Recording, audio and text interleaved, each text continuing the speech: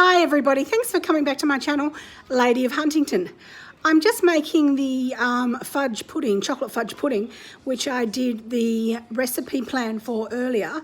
So if you actually was with me when we did the recipe plan and it sounded like something that you would enjoy, come along and have a look and see how it turns out. Can't wait to show you. Let me point you down so we can get started.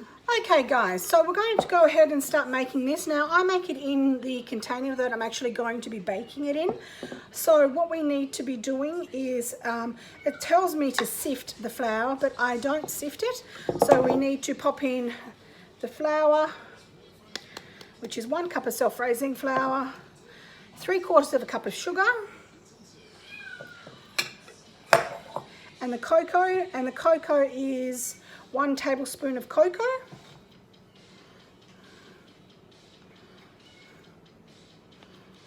All of that into there.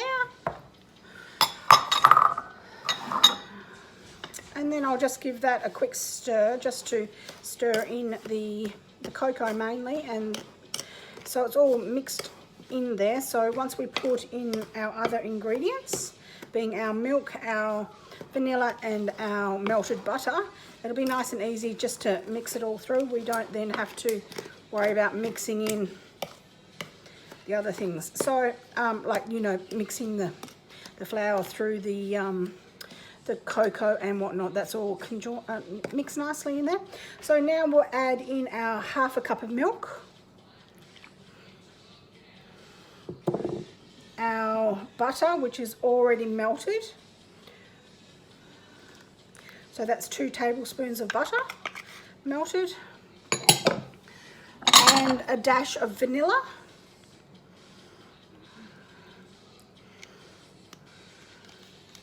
And that's all we do. Now this recipe is really simple, but it tastes really good.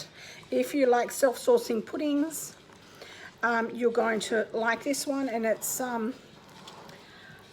something that's not made out of a box. So it's made from scratch. You know exactly what's going into it. If you want it chocolatey, put more chocolate in it. I always go, when you first do a recipe, do it as per the recipe and then alter it after that.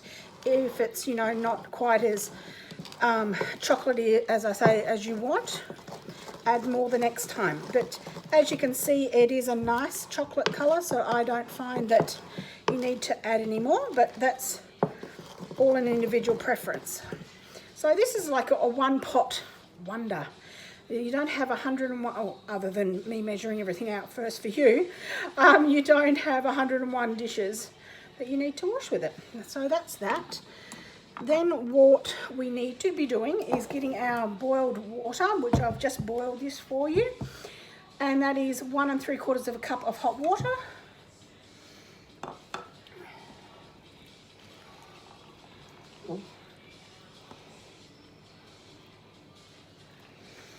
So that's a little bit more of our hot water. That's done. And to the hot water, you're going to add your cocoa. Now this is the topping. So the cocoa is 1 tablespoon of cocoa, and brown sugar is 3/4 cup of brown sugar. Pop that all in there. Now I should have grabbed a spoon. Let me grab a spoon, give that a mix around. And then all we're going to do is pour this mixture on top of that one. It goes in the oven and it cooks, and by the time it's ready to come out, this mixture, the water ends up underneath and the cake is on the top. So when you actually take a lovely piece out, it is underneath. The actual hot, lovely chocolatey liquid is underneath. So then you just pour that gently over the top, and it always dribbles down the side a bit. You don't want to just pour it in one great big, use this, one great big one area, because you're going to create a hole, and we don't want to do that.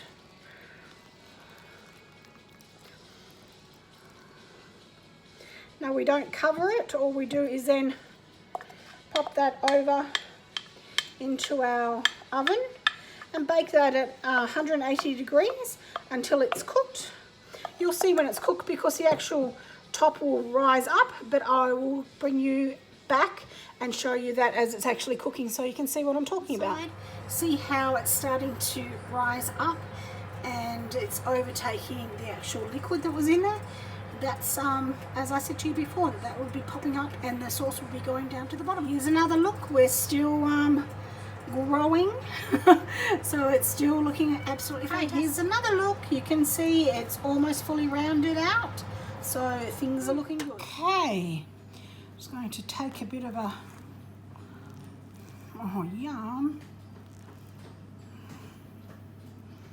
yum, give it a try. Oh, that is so good. Look at that, yum.